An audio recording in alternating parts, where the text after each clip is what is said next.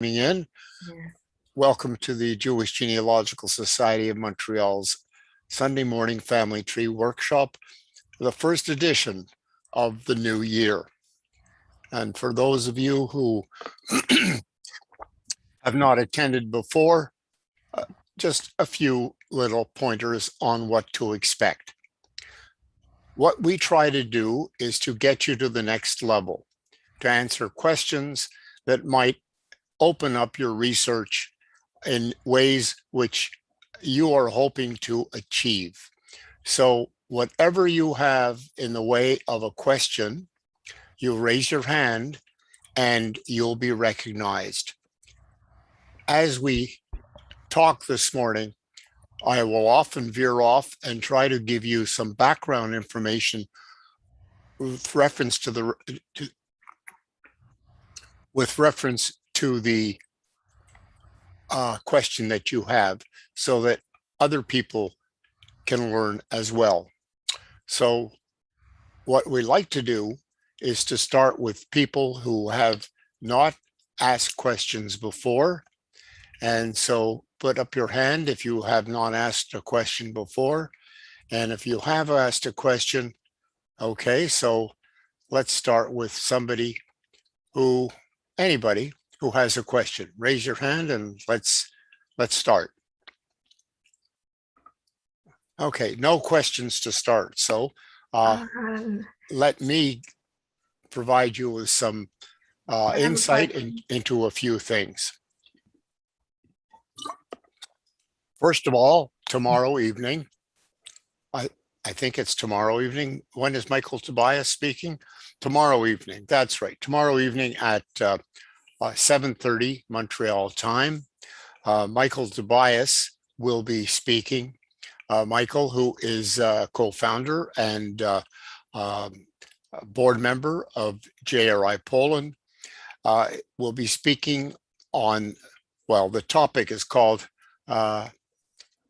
something to do with Berliner, but it is a DNA story related to research in Polish records, research in Yad Vashem records, research in many different records, all bringing together a remarkable tale of one man in England having multiple children by different women.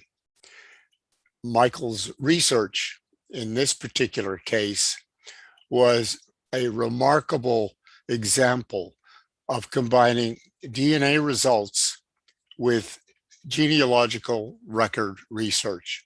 So please join us for a fascinating lecture, one of the most popular ones at the most recent conference on Jewish genealogy. Another point I want to make is that every single time we read the Jewish Gen mailing list, people are asking questions that sometimes you know the answers for. Other times you're fascinated to read the answers. What I tell everyone when it comes to reading those answers, there's usually a lot of research that's gone into them. And there's a lot to be learned from reading the answers and trying to find the string of the different answers on the same topic. And that can be found in the Jewish Gen archives. And there are archives for other organizations as well, JRI Poland, Litvak Sed, Gesher Galicia, and those can be found through the Jewish Gen portal. So take advantage of it, because often the question that you have has been answered many, many times. So are we ready for a question this morning? What's a question? What I would like to do is turn the microphone over to Gary Perlman. He has his hand up, but I also want Gary to give everyone an update on the JGS, the Jewish Genealogical Society of Montreal Cemetery Project. Gary? Okay, thank you, Stanley.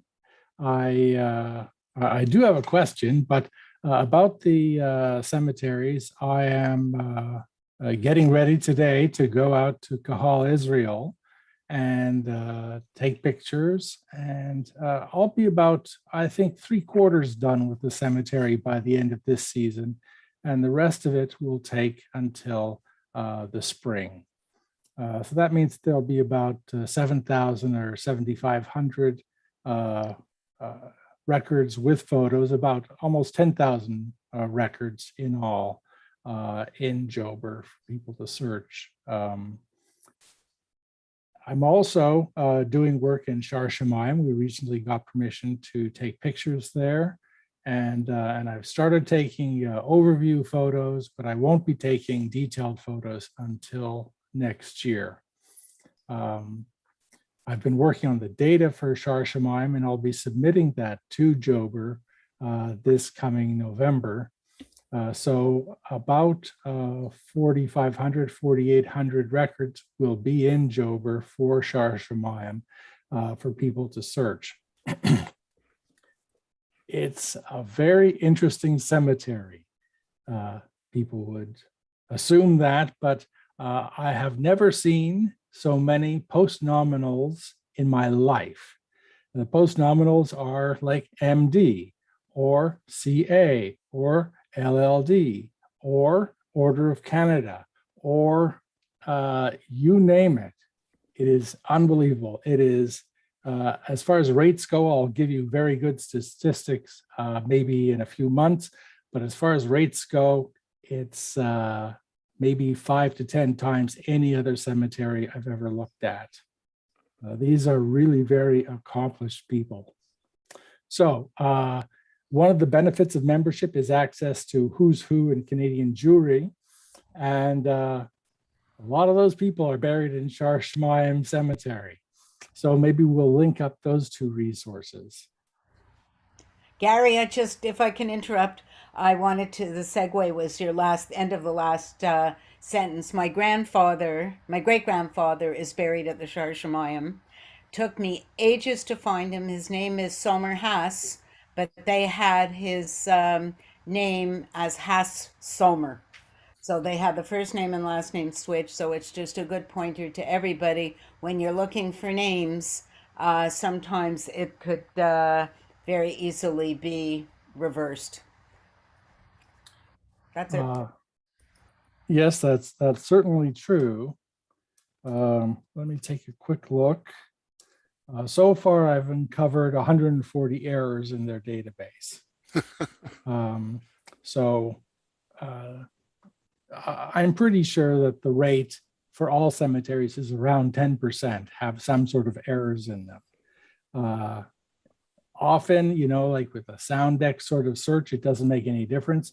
But when you switch the first and last names, and I've seen a few of those, it makes it very hard to find someone, not surprisingly. Vicky? I have a question for Gary again about Shar Shamayim. I have two great grandparents in there who have Hebrew only graves. And I wondered what happens with the documentation of the Hebrew only graves. Do you photograph them? Are they sent to Joburg? What's the deal with those? Well, of course we photograph them, and depending on what information we have, depending on how difficult the Hebrew is, I'll send them out for translation. So I have volunteers who do very good translation work, and I'll add very scholarly translation work. So you get back very interesting information. So we try to do a good job so that people can, at the very least, find the records and find the photos. Yeah. Another question. Also, I know that you have linked a number of graves to additional information about the people who are buried. If we have information on some of the people in the database, should we submit it to you? Well, Documented information, obviously. yeah, I'm a little reluctant while I'm in the throes of processing, thousands of records in a cemetery, to get a note with some information about one or two people. Next So, question. I was, I searched to see which of my Barkhoff family members you had photographed. Only 2 names showed up. What happens in the case where the surname is flexible? In other words, I have a very early grave that was Berkhoff. I have the Hebrew graves that are Berghoff. These are all close relatives, children, grandparents, parents, but they will only show up under the name that appears on the headstone. Is there any way in the future, when you're not in the throes of cross-referencing these, of letting you know that this is an alternate spelling for the same family? Well, there's options like that. The main approach that I take is I submit these things to JewishGen in their Jober database, and they have searching modes for Soundex matching, 2 different algorithms for matching, one more flexible than the other, but also, their fuzzy search and so on. And so I leave it to that.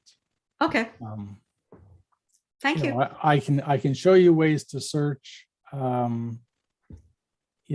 In the simple tools that I have that I use for building the database.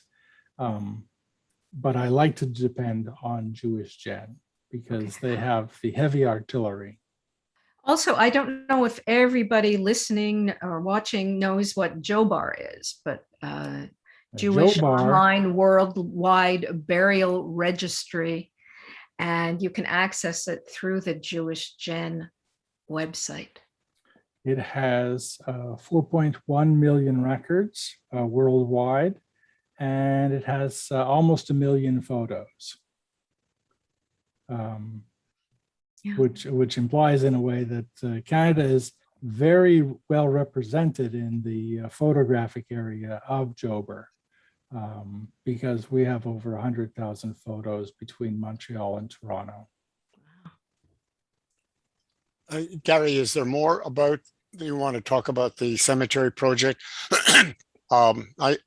Before you do, I just want to comment that for those who may not be familiar with the Shar Shemayim Synagogue, it is one of the early synagogues. Originally, it was called the English, Polish, and German Synagogue, and it is located in Westmount, which is one of the wealthiest communities in Canada, and it is where the accomplished Jewish population has tended to migrate.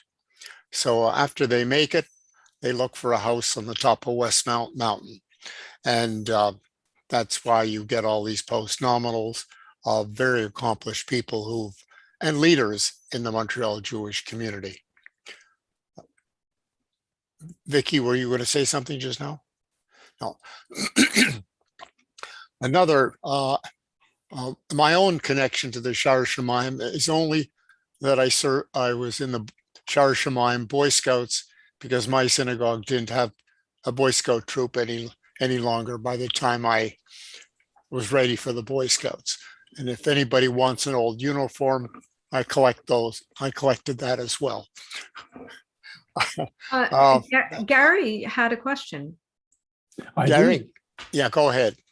Okay. Well, I keep my family tree on several websites. One of them is genie.com. And I got contacted by someone to tell me that in 1871 in Chudnov, which is now in Ukraine, only 2 boys were born with the surname Perelman, which is the spelling that my family used 100 years ago. And they were not my great-grandfather, Abraham, who was born around 1870, maybe 1869, not clear. But I'm wondering what sort of resources there are for searching for birth, marriage records from what is now Ukraine, which was then I can't even remember what it was. The Austro-Hungarian Empire. Sure. Was that part of Poland at one point? I don't think so. Okay. It's in the Zhytomyr region. Oh, Zhytomyr. Yeah. Well, a couple of things that I always do is, first check the Ukraine SIG, see if there's anything in their database. I also make it a practice of checking the family finder and see which of the genealogists may be interested in the same name. That, of course, is hit or miss. But then look for the most prolific genealogist who's listed for the town. And if you can't identify one that you think is somebody who may be knowledgeable, let me know or post it on, on Jewish Gen, because it's surprising how many people have done a lot of research on their own and have not shared it or have not shared it widely. And so it's a matter of any port in a storm, if you will. Just try to find somebody who knows something.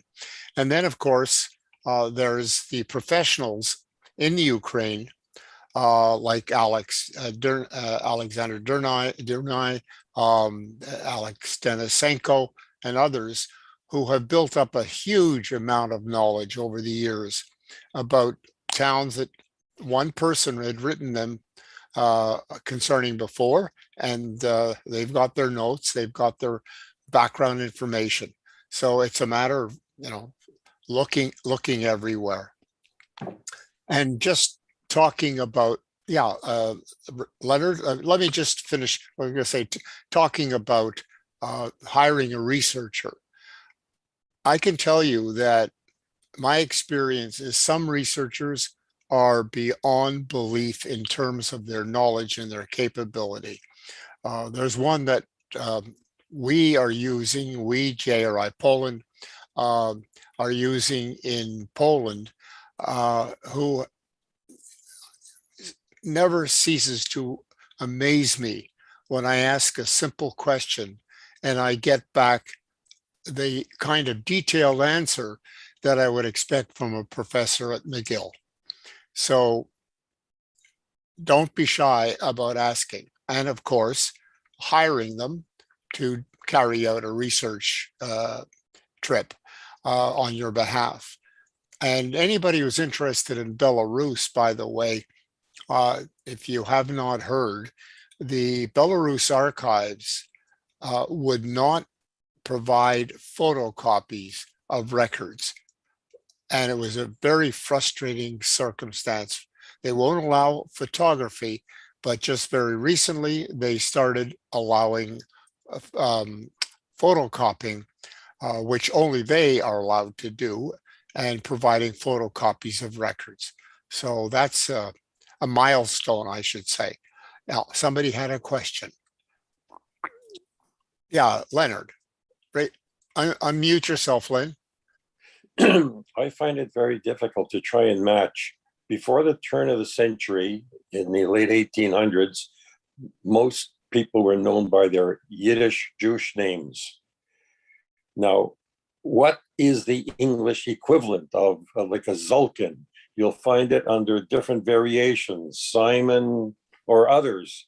So is there any way of expanding the matching on the tombstone records of including a Yiddish name or Hebrew name as a reference? The answer to that question, at least the starting point, is Sasha Bader, Alexander Bader's book, A Dictionary of Jewish Given Names. Let me just get it for you just to show it. Leonard, Yes.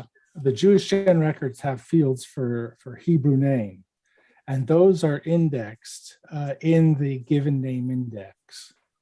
So you might have, Sam, and it might say as a Hebrew name, it might be Shlomo or Shmuel, and Right. those For go those into who the are not index. not And so those familiar can be with found the here. book, here it is, and just take a look at the size.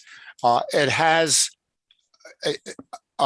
lists of the names, how they appear in the Cyrillic, how they appear in the Hebrew, not in Cyrillic, I'm sorry, but the Cyrillic variations of it, male and female. Then when you see a name and you want more information about that name and the different again, just very quickly. So there's a name, and there are sometimes 2 pages on the history of the name and the different spellings and variations of the name in Hebrew, German, Polish, Russian, etc. So all I can tell you is that I use this book constantly, and very helpful, particularly when you're looking at, if you don't read Hebrew well, but you know the letters, you can identify the letters on a gravestone. You can follow the letters in the book, and it'll give you the English variation, and then you can go to the part of the book that gives you the expanded discussion on that name. And I'm not going to say I will do lookups for you, but on certain conditions I will. And of course, there are a number of sites online that talk about Jewish given names. Warren Blatt's got an info file on Jewish given names on Jewish Gen as well. There are many different sources of these of answers, and Bader's book is, of course, a remarkable achievement.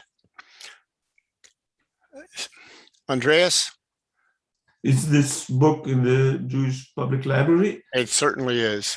And is it now accessible? Can one Yeah. go into the library? You can go into the library. Yes, you can go into the library now. It's a book that's available. I would imagine it's even in the Grand Bibliothèque.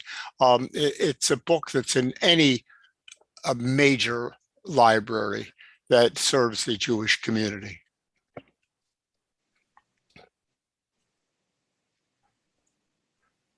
I think Judy, Audrey, Sorrel, Shia, Sue, how about a question? Audrey was first. Okay, thank you. Last time I mentioned before we came online, there were 2 sites that were sent to me and they were not clear. So I was wondering if you could send it to my email this time. My great-grandfather died in London, England in 1894. His name was Marks, M-A-R-K-S, Weisenberg. And so there was one that was sent to me about him, and the other one was registering my grandmother, Annie Weisenberg, for school. And it was not very clear, so I was wondering if you could find it and send it to me. I would suggest, Audrey, that in order for it to be clear what Stanley is looking for, that you send back the email that you got that has the information, the names of these people and what he sent you, so he'll know exactly what to resend. Okay, it wasn't an email. It was just posted on the site over here. It was posted where? When I was talking, it was posted. Oh, it was posted in the notes in the chat? Yeah. Well, I would do you know who it came from? Did it come from you, Gary, or was it something, perhaps it was something Gary looked up, because he was often looking up records. It was either Gary or Stanley. Well, okay, you have both their email addresses, because I would send the names in an email to both of them, and then perhaps they could. Okay, I do not. Do you have my email address? Yes. So write to me and I'll forward it to them. Okay, thank you. Okay. Sorrel, no questions. You have to unmute.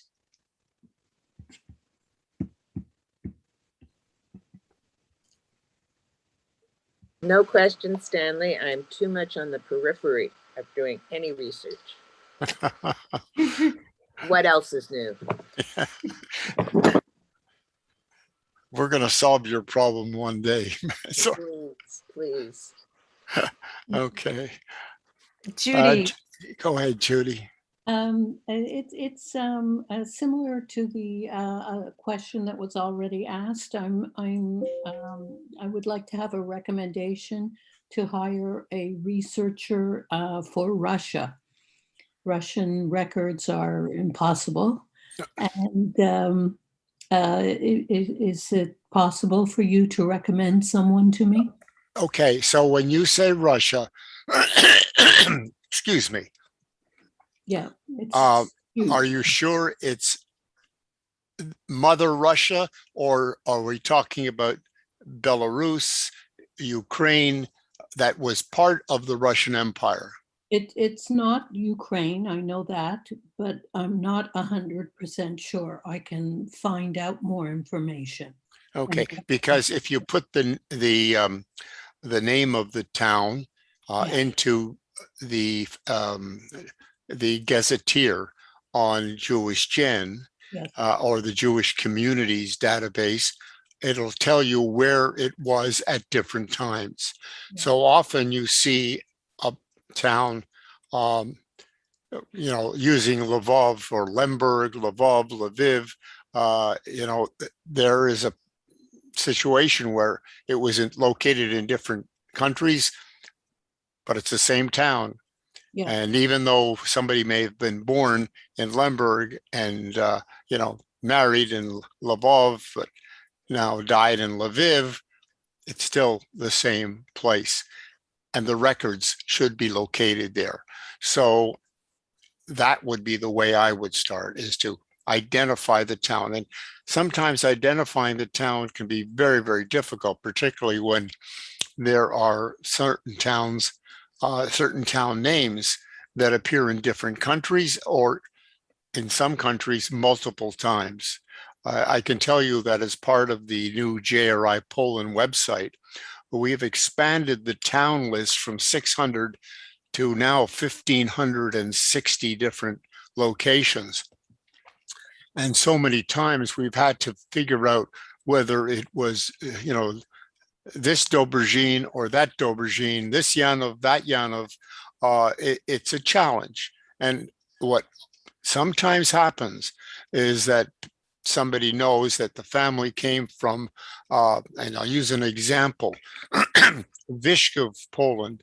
Vyshkov is not a large city, but a well-known town between Warsaw and Białystok.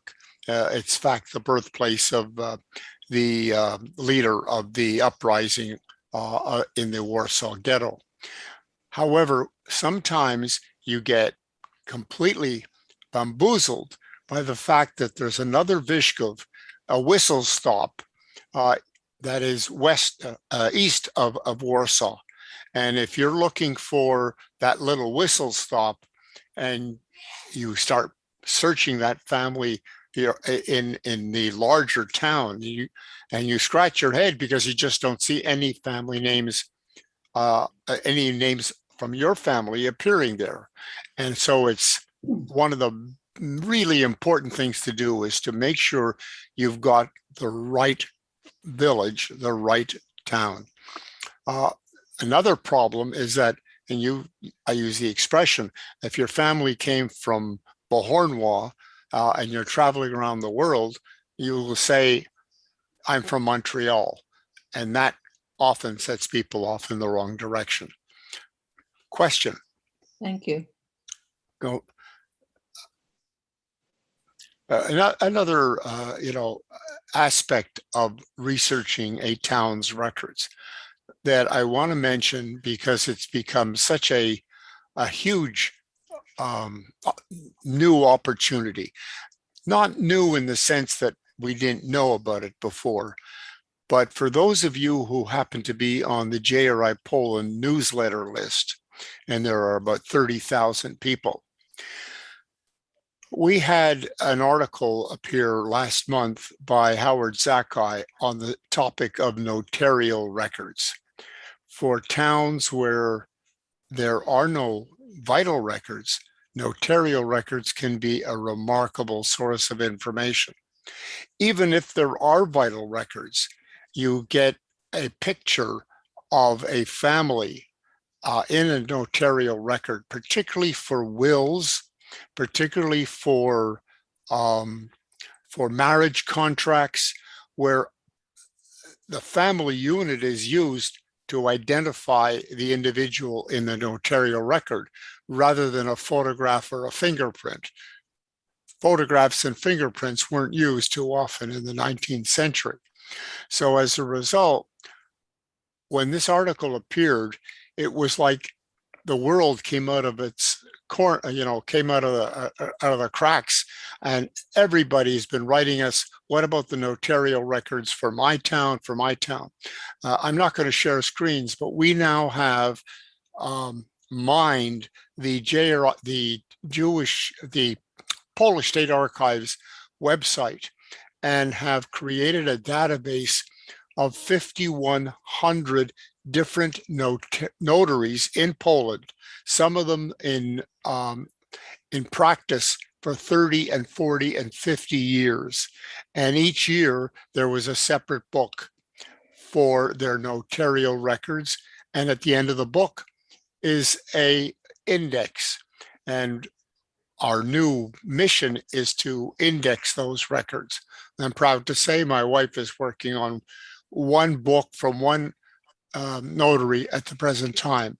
So if you're really stuck in your research or wherever it may be, try to find out whether the archives that is responsible for that area has notarial records. And of course, keep in mind that the notaries may actually be in the larger city nearby. Okay. Next question. Well, it looks like this is a monologue.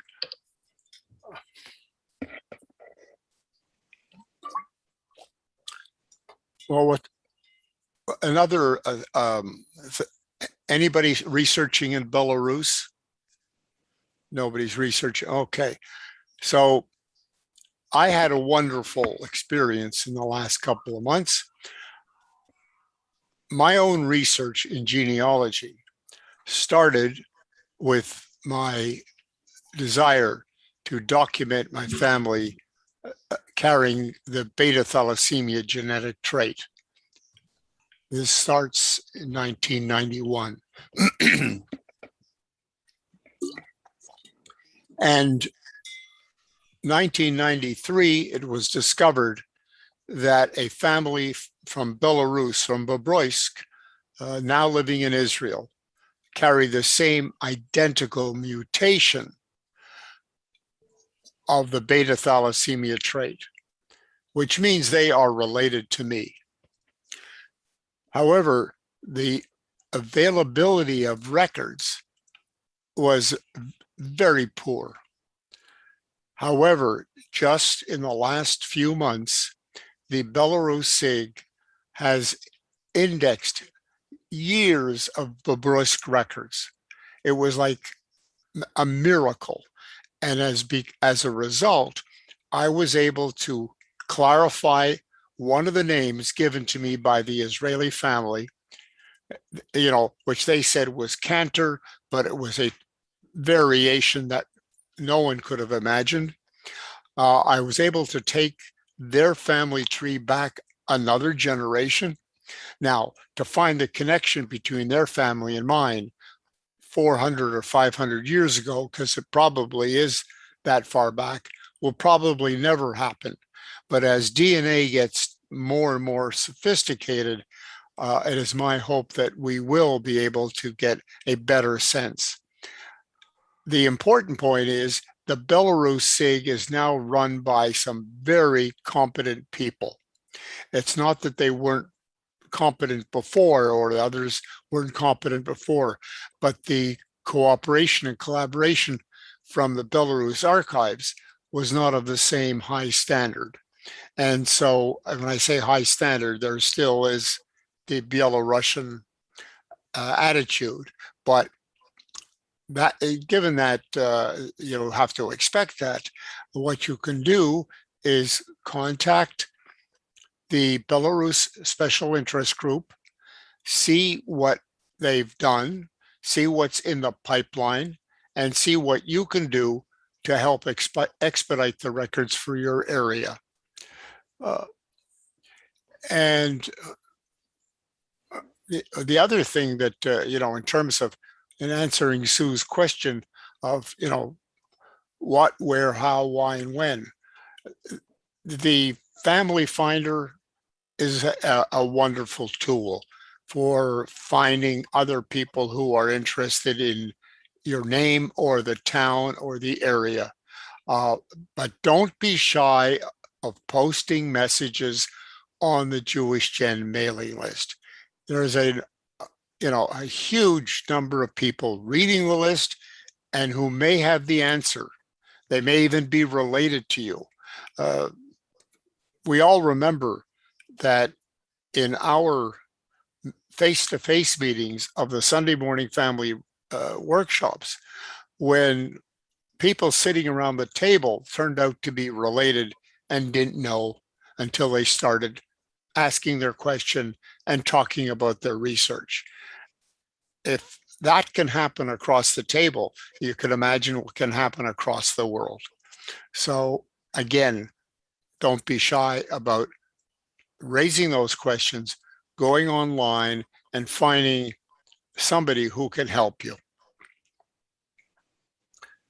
Gary, what time are you off to the cemetery? I don't know. I might be going afternoon because, it's a long afternoon and I don't last more than 4 hours doing stuff. So I probably will stay for the entire workshop. Okay. Sophia, Sophia, yeah. unmute yourself. Yes, yeah, I did. Thank you. I just have one question. Like, as soon as we find out, as soon as we have some information about one part of our families, who we have to share that with, like the photographs, some information that we have found in the Heritage, MyHeritage, some information that we have found in the Jewish genealogical site. Like I do have some information, and then the point is that I don't know who I can share it with, and like to keep on looking. Okay. So now, one of the interesting things about Jewish genealogy is sometimes we don't know where our grandmothers or great-grandfathers, sisters or brothers moved. And so they may have moved to Argentina, to Chile, to Colombia. Where are you from? From Mexico. I was born in Mexico. From Mexico. Okay. So wherever you're from, somebody in your family may, have gone to another country. And so as a result, the first place, to start, of course, is to find out exactly who is in your country or the country where you were brought up that you're related to build that family tree. Then there's a question of how you share and who you share it with. Well, Gary can talk about the fact that you can put your family tree on Jewish Gen.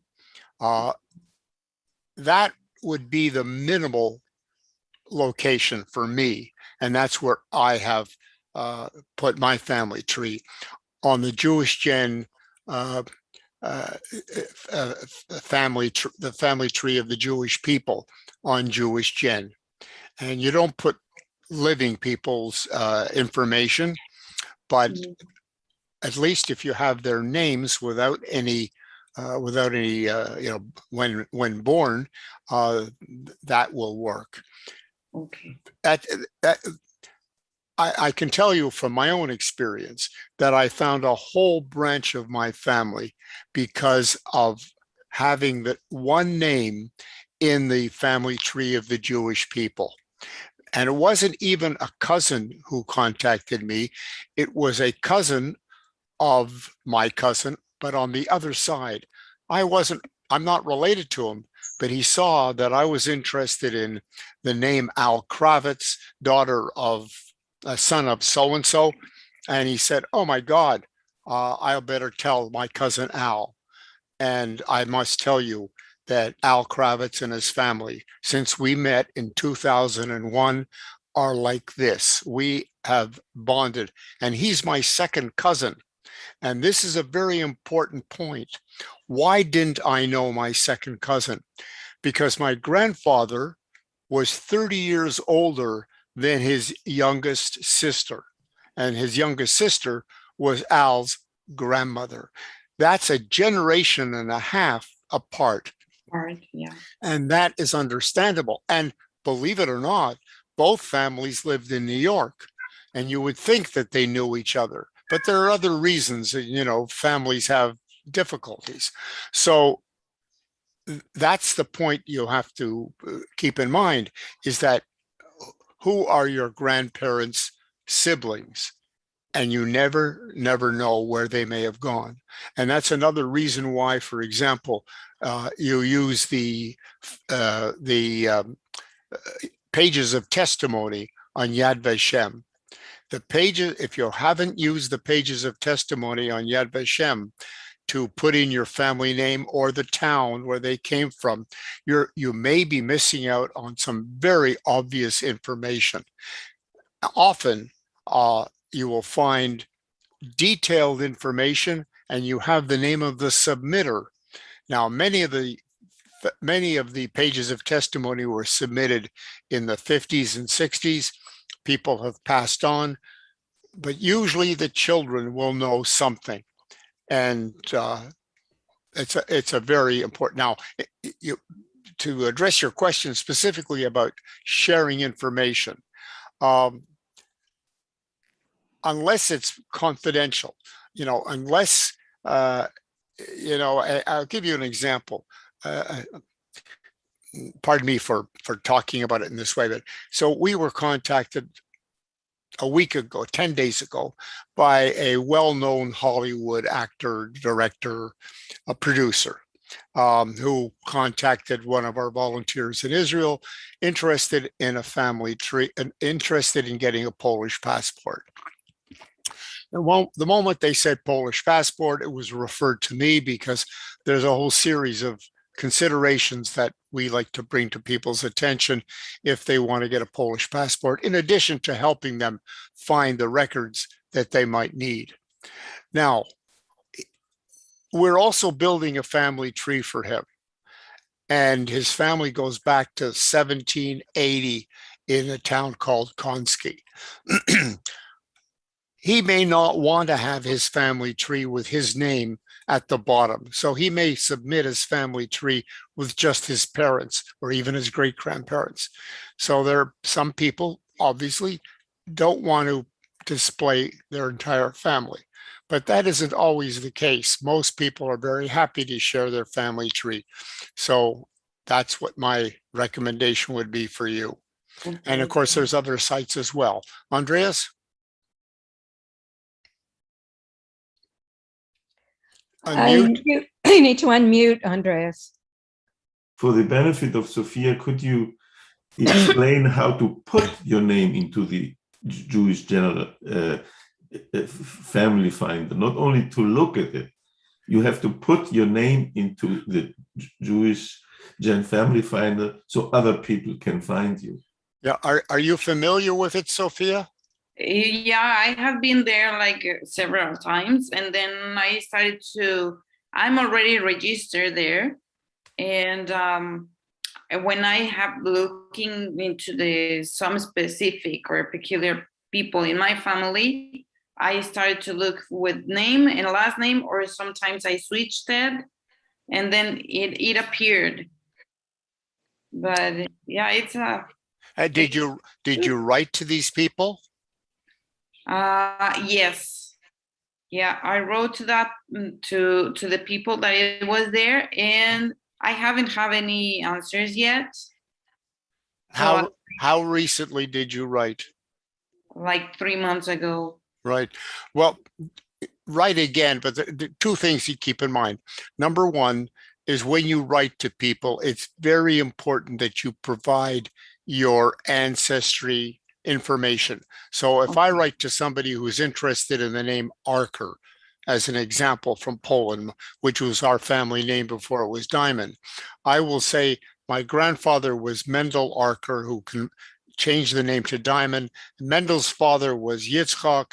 Yitzchak's father was Wolf. Wolf's father was Leib, and add some dates so people can say, oh, this could be my great-grandfather's brother. Give them some context. It's very important to provide the context. And you can't send a family tree or a chart, but I can tell you that my greatest tool for communicating with people is an ancestral chart that shows all my ancestors going back to, the 1700s in almost every branch. And that ancestral chart, I say to people when I write, if you pass me your email address, I will send you my family chart, my ancestral chart. Mhm. Or you could put it on the internet in some location and give them the link to, and they may not want to give you their email address for whatever reason. It doesn't make sense, but they may be reluctant to do that, Yeah. particularly for, quote, a famous person. Yeah, and then it is a little bit complex because in my case, my name is Sofia Ortega, and then I do have the two last names, Sofia Ortega Rodas. And it's mostly all the times, like when people say Ortega, like they think like so Spanish, like so Mexican or whatever. But it's more deeper than that. Like it's a whole story, like a full story that it's so impressive. Yeah, well, if it's a story that sometimes other people in the family would like to hear about, keep reaching out, trying to find people. Yeah. Somebody else had their hand up just now. Thank you so much, everybody. Okay. I have a comment about what Sophia is talking about. When I found relatives on my mother's Show your side- face, Vicky. It's Audrey speaking. Yeah, I'm here, but it's Audrey that has the comment. Right. Oh, That's okay. For Sophia and for everybody, when I found family members in South Africa on my mother's side, and I wrote them an email, they wrote me back because it was right at the same time that a cousin had died, and they thought I was out for money. So I had to write them back. I'm not interested in that. I'm more interested in finding lost family. And that was cleared up, and I'm in touch with all of them now and met many of them also. yeah, that is always I've told these stories many times before, of calling somebody years ago when we didn't have the internet. I'm talking in the early 90s, and calling somebody in New York and saying, my name is Stanley Diamond. I'm a grandson of your grandmother's whatever. And they say, I'm not really interested in family tree, and almost before I can even respond, they hung up. And then I called a lady in Shreveport, Louisiana, and I'll never forget. And I've told this story many times. And she's never heard of me. I've never heard of her. I found her through a passenger arrival record in Galveston, Texas, where I found that branch of my family. And I called and I said, my name is this, and and we're related. She and I never forget her words. She says, "Oh, Stanley Diamond from Montreal, how wonderful you to call." and I couldn't get her off the phone. So, and I mean it. It's you know, you can be lucky or you can be very frustrated. Right. And but sometimes the most important thing that I can ever think of doing, well, not ever, I mean, all the time, the most important thing that I try to do is to give information first. In that regard, let's talk about photographs. And again, it's something that I've talked about many times before. In my family, all the children and grandchildren of my great-grandparents from Janov Sokolsky, and that they're the couple that appear on the left-hand side of the JRI Poland masthead, all have that same photograph.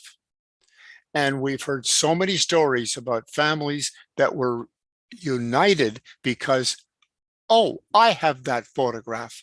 And it became a driving force in trying to figure out why they both had that photograph.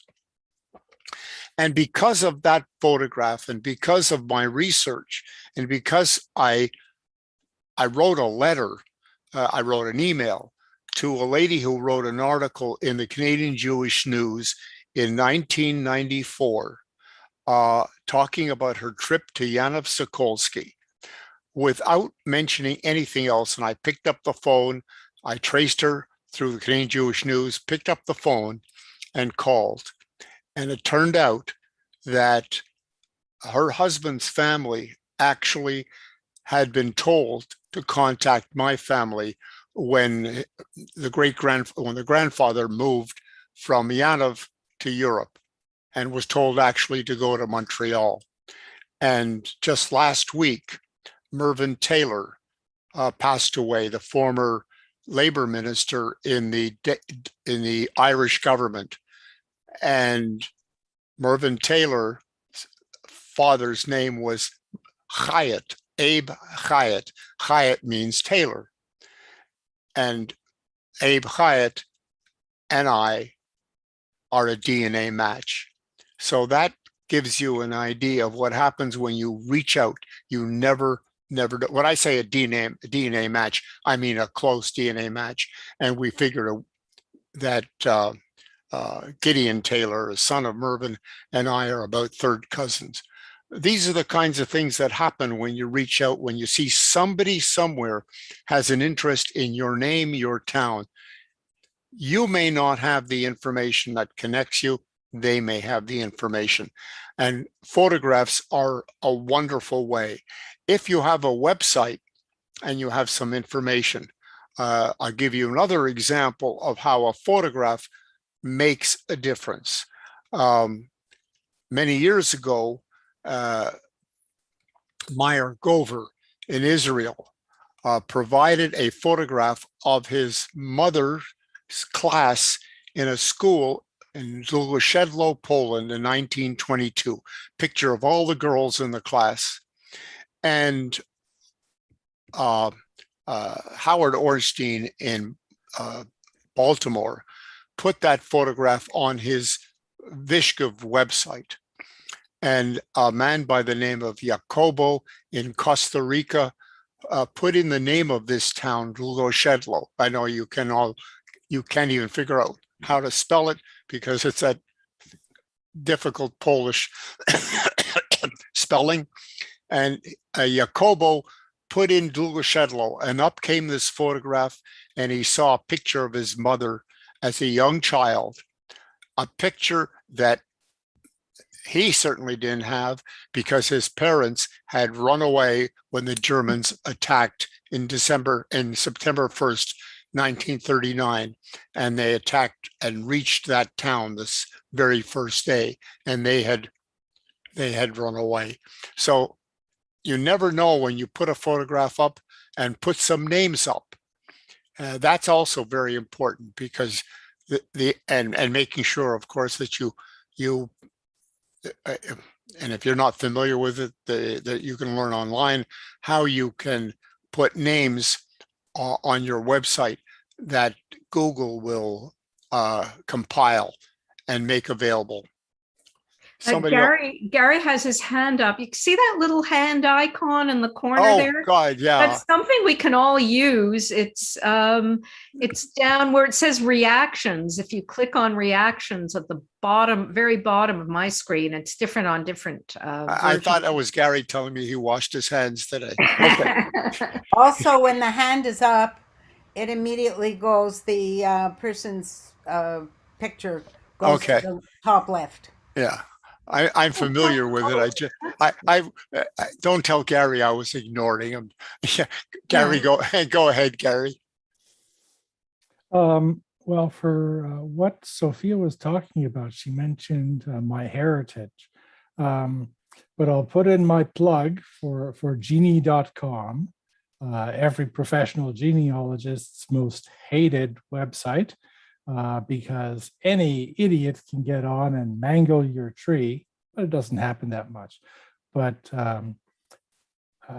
genie.com is indexed by Google. So if someone is in a tree and someone types that name, that's going to come up, their entry in there. So I urge people, if you want to get found, put your tree on Genie, and people will find you. I'd say that 90% of the contacts that I've had out of the blue have been from genie.com. The other 10% have been from Find a Grave, where I've taken, there's lots of Find a Grave entries, and Find a Grave is owned by Ancestry, by the way. And people will find pictures of gravestones there, and that has not generated any interest at all. But what I started to do was put family pictures from, for example, I have a set of pictures from my great-grandparents' 1901 wedding in Montreal. So I have pictures of my great-great-grandparents, like it's a whole family tree and stuff like that, pictures for all of them. And I've put those on Find a Grave. And I've been contacted by people saying, oh, I know that picture. And I'm going to contact the person who put that picture there. And there's a handy link for doing that. So that's a second way for getting found. I have, all of my stuff is on the Family Finder and also the family tree of the Jewish people. And I've had a few, maybe one a year, maybe one every 5 years, contacts from that.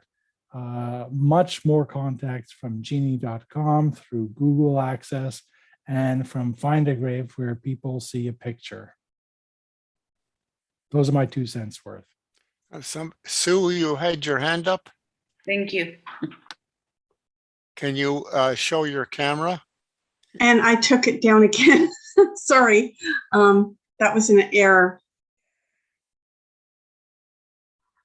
Oh, her hand was up in air as an error. I guess she's just exploring the option. Okay, Andreas? It was just to point out that at Find a Grave, if 2 graves are related, you can put this relation into the Find a Grave database. So with, say that father or son or a couple, if they are related, so on the record of the father, you will find a link to the grave of the son. So this gives you family relations, and if many people are on the same cemetery, or many people are in a family and Find a Grave, then you can trace families this way. So it's sort of, in a way, a little bit also of a genealogy site. One other thing that comes up, and I get this question all the time, and that is, which DNA site, where should I get my DNA?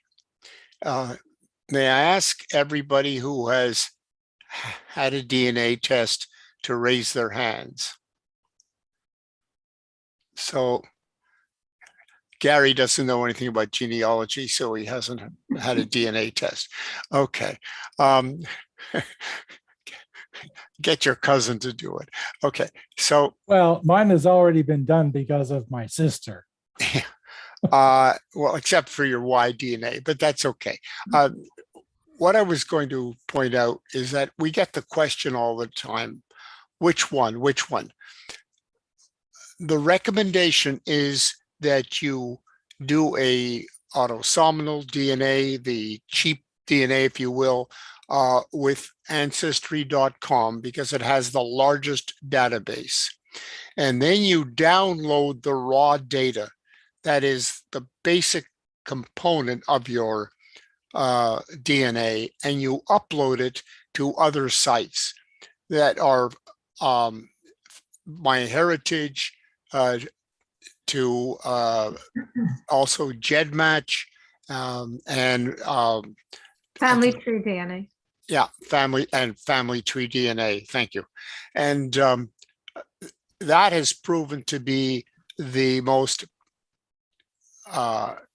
successful way of having your DNA generate contacts. I can also tell you one other thing about DNA, and that is I don't know anything about DNA. And I know I'm not being facetious. I'm saying I don't have the time to really become an expert. And it is amazing what the experts can do with your DNA. So if you can find somebody in your family who's very knowledgeable, or even if you can't, if you can find a volunteer who can help you, it can be a surprise what they can turn up. As an example, and just give you another example of what I consider to be one of the most heartwarming stories I've been involved in a while. Stanley, there's two people with hands up. I don't know if you want to. Yeah, I see that, and I just finished the story because it gives you the I hope the impetus to search further. One of the things that I've said in many lectures is not only do you want to find family, but people are looking for you, particularly important when you think about those who are looking for their identity, who don't know who they are, or were adopted, know what their family was, and all of a sudden they decided to start looking for their family. In the case of Lynn from Gatineau, Quebec, she called me on the phone. She'd been given my name in June by the Jewish Public Library, saying she's just discovered that she has a Jewish father. And she said that her mother had always told her, I'm not telling you who your father is. You don't need to know.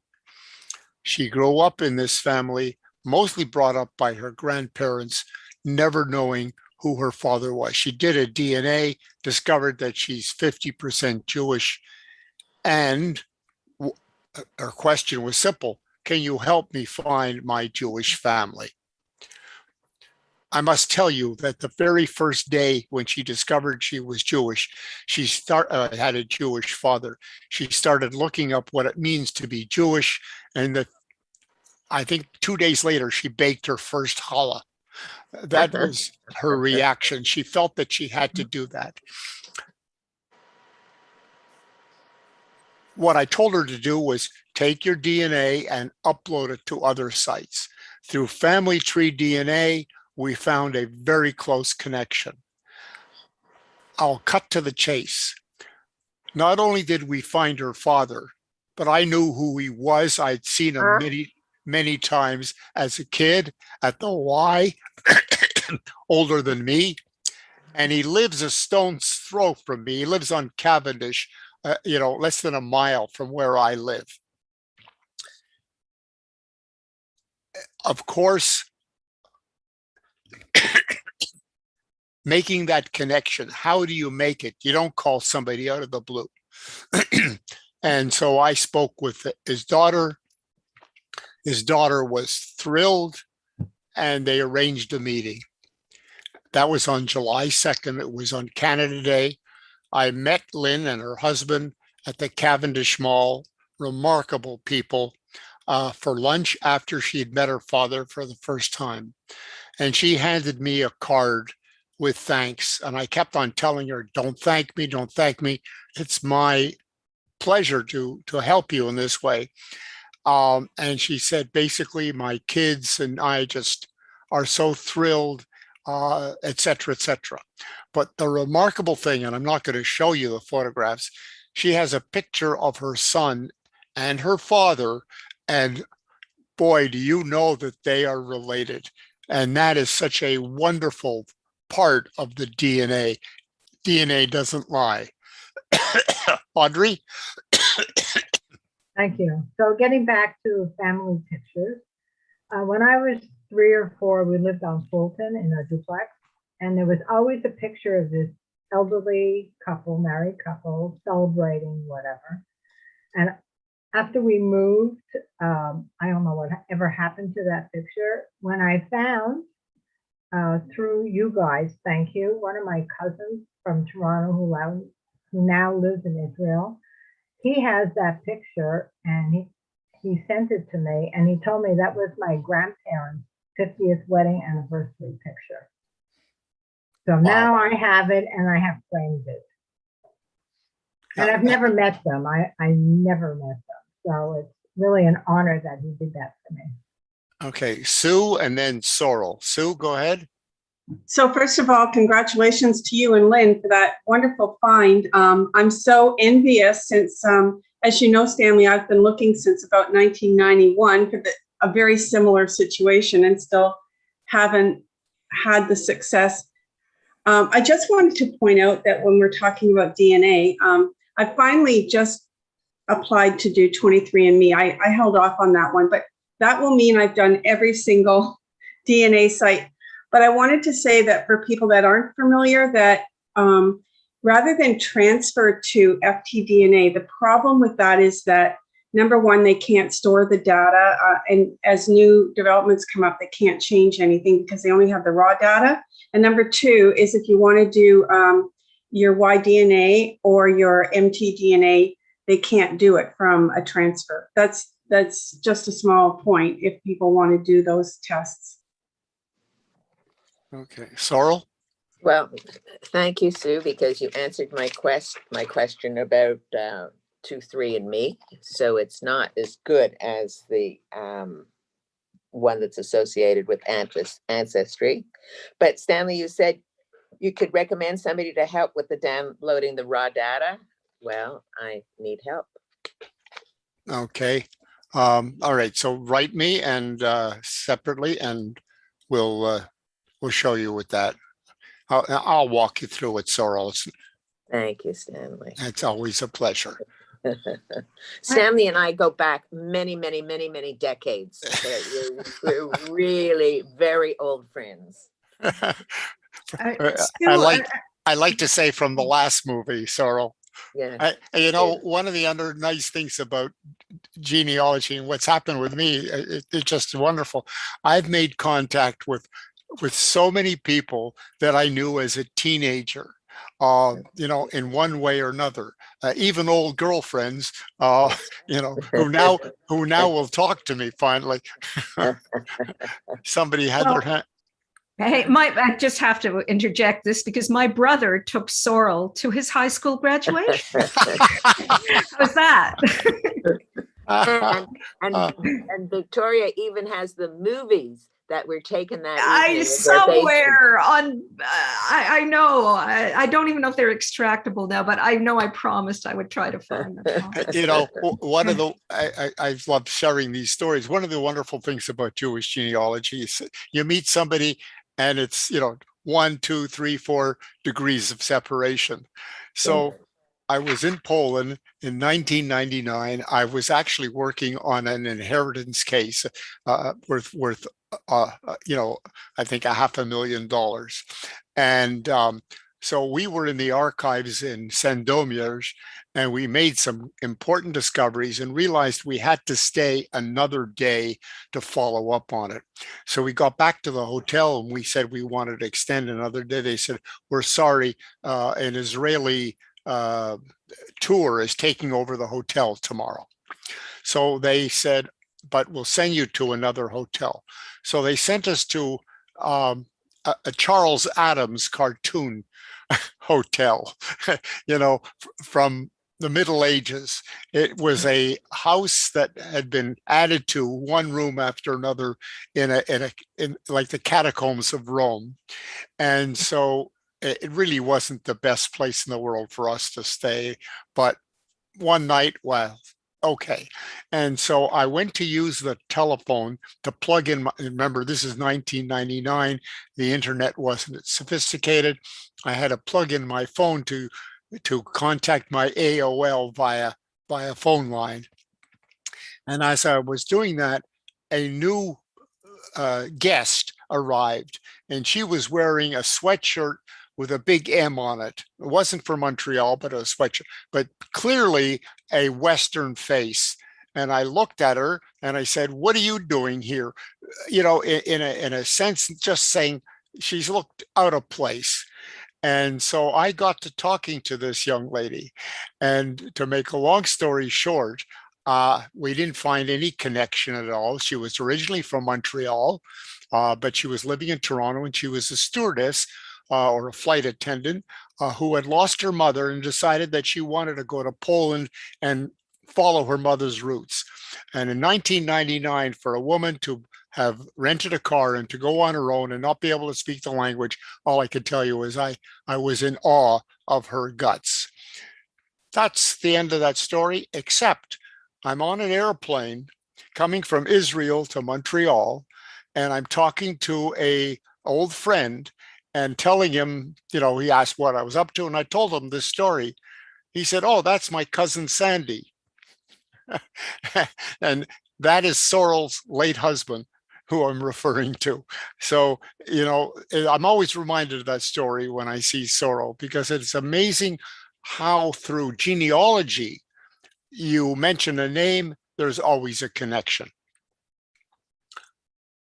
Any other questions? No other questions. Here we go. Sophia. Yes. In fact, I wanted just to share with you guys. There is one place, like we already make the DNA, like the Ancestry one. And then I was so surprised because when my daughter got into an Invitae site, it means like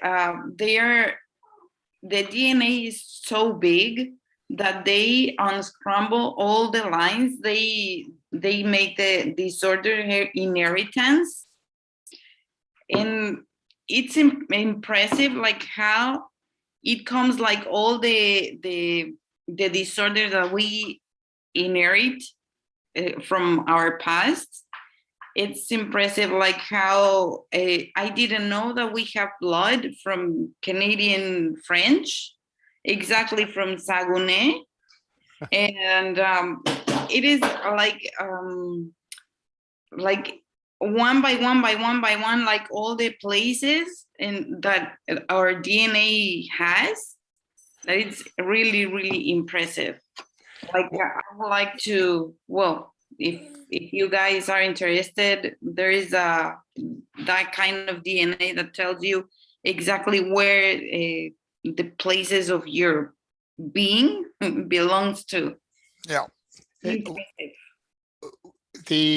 There's no question that sometimes there's a surprise, like, and for non-Jewish people, and I can tell you that so many have reached out and said, I'm 25% Jewish. I didn't know that I had a grandparent that was Jewish. And then like, where are they from? And of course, the DNA may show that they're from Eastern Europe or maybe the Mediterranean area. But unfortunately, while that is interesting in itself, it doesn't help you do your family history research, but it's, you know, let's talk about French Canadian roots, for example. You know, the only place in Quebec